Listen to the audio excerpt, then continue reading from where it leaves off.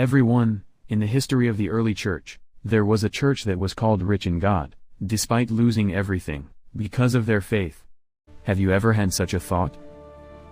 I was just trying to keep my faith. But why does it get harder? Why does the world seem easy for those who compromise, while it burdens those who hold on until the end?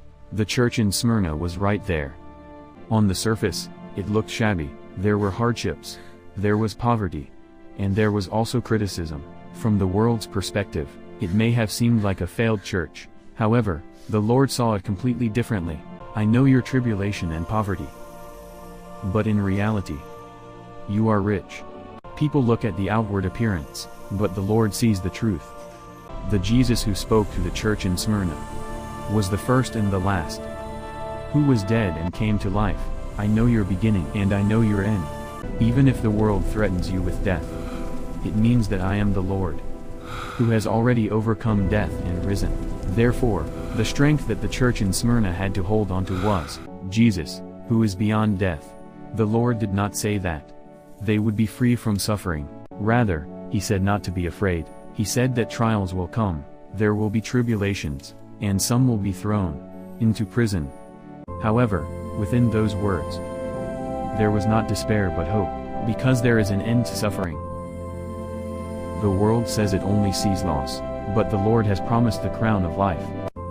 The world says that death is the end, but the Lord has said that we will not be harmed by the second death.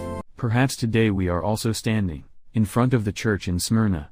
There are times when it feels like keeping faith leads to loss.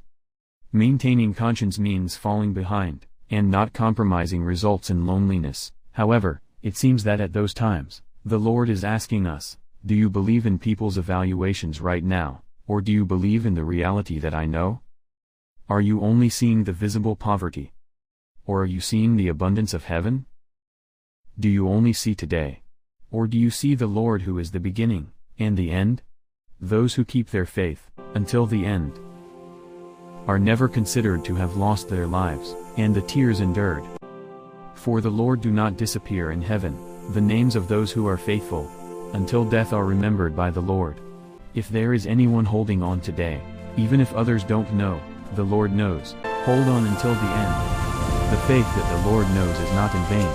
If this message resonated with you, please share it by subscribing and liking.